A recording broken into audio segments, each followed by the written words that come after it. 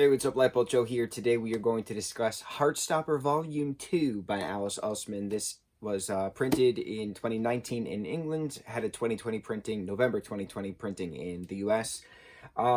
So this second volume encapsulates the rest of Season 1. So Volume 1 is really episodes 1, 2, and 3, and then 4, 5, 6, 7, 8 is this volume. There's big differences though between the show and the book, which we kind of talked about in the first review for Heartstopper Volume 1. Darcy, Elle, Tara aren't really in the first volume of the book. They are in the second volume of the book. We get a nice little comic, mini comic at the end of this book, where we see the Tara and Darcy romance start when they get locked in the music room.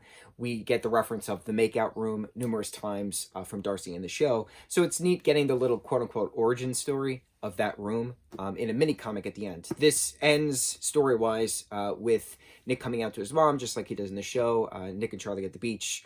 The song, I Belong in Your Arms, is playing in your head, obviously, as you're reading those scenes, because it's just how it is. I've seen the show 8 times so far, so it's just the soundtrack is on repeat constantly in my head, and I'm obsessed with it.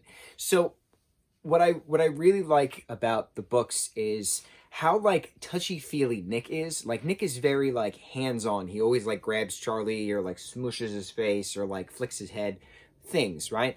Doesn't do that in the show. He does that in the books. But I think it's important to differentiate between the show and the book, because Kit Connor's portrayal of Nick Nelson is very different than the comic Nick Nelson. Kit is not really...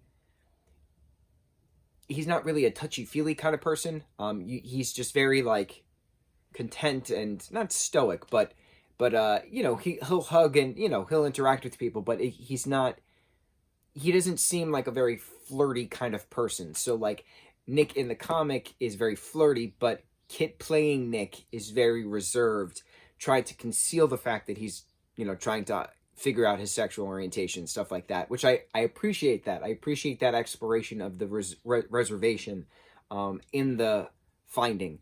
But I also like the book version, too, because he, at some points, doesn't care, how he interacts with Charlie, but then when other people are around him, he does care. So it's interesting, him trying to figure out what he likes, what he doesn't like, realizing his bisexuality. I love that Pirates of the Caribbean was a staple in the movie of Kit's character of Nick realizing him liking girls and guys, Keira Knightley and Orlando Bloom respectively. But in the book, it's just him exploring, watching different YouTube videos, which he does in the show, trying to figure things out, talking to Charlie a lot.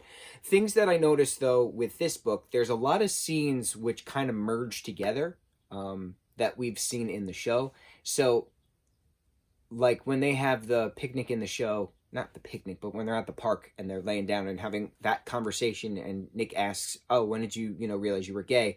In the book, Nick and Charlie have that conversation in a really cool conservatory at the back of Charlie's house the day after the kiss. So we start, book 2 starts, volume 2 starts the day after the kiss, when Nick arrives in the rain, has that heart-to-heart with Charlie.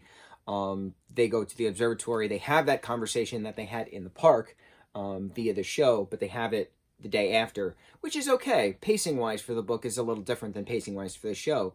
But there's just things like that I noticed. Like, yeah, Ollie is back. Oliver, Charlie's younger brother, is back. Has a cute little moment of him catching Nick and Charlie kissing and keeping it a secret, as all good 6-year-olds can do.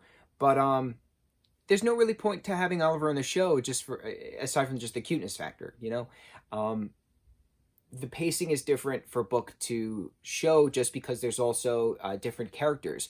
Ben is not in this volume 2. Ben Hope is not in volume 2. Ben and Harry being at the movie theater, at the cinema, as they call it, in the show is a focal point of, Charlie's interaction, and then Nick finding Harry at the end of that, and then Charlie having that conversation with Ben on the rooftop before his dad picks him up. But that's show stuff. Ben's not in this, so it's really just Harry stuff. And then Harry saying those horrible things about Charlie, Nick punching him. The fight scene in this book was really cool, with the shattered glass and Nick breaking. Love it. Love it, love it, love it. things, right? Little thing. There's differences, of course. Elle is in this. Aled is a character in this. Charlie's friend Aled, who is Simon in the Simon. Love Simon. I'm so sorry. Toby's character, Isaac. Toby's character of Isaac. Toby's the actor's name. He plays Isaac in the show. So Isaac, being the bookworm, being the other friend of Charlie's group, being the voice of reason at times, works very well for the show. Isaac is not in the book. Isaac is Aled in the book. Aled is not Isaac in the show. So it's different. Like, characters were taken out, characters were added. It's okay. It makes sense. I still love the book, and I still love the show for what they are, despite the differences. It's just very neat seeing the different emotion, seeing the different, continuation of the story that we're given, and then comparing it to the show. I think that's the better thing. It's yes, there's differences, but it's okay to have differences, because there's different things being introduced. Ben has a lot more screen time in the show than he does in the book. Imogen is a character in the show. She doesn't exist in these books so far. I don't know if she's in volume 3 or 4, but Imogen liking Nick, her asking him out. There's a lot more rugby in the show. There's not that much rugby in the book.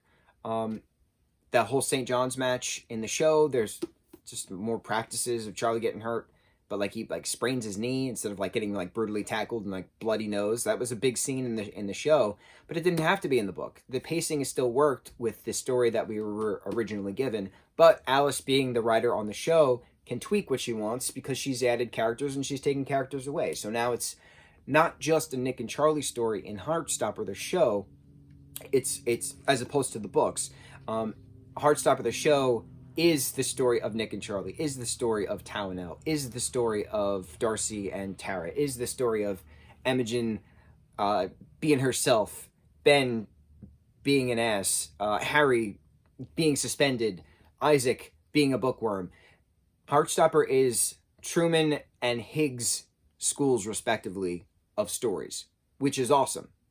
It's primarily Nick and Charlie, but it's also Truman and Higgs stories, which is awesome, which I love. Heartstopper the books, from what I've noticed, volume 1 and 2 is Nick and Charlie stories. And I think that was the point. I think that's what Alice Oseman wanted to do after writing, what was her first book? Radio Silence? Solitaire?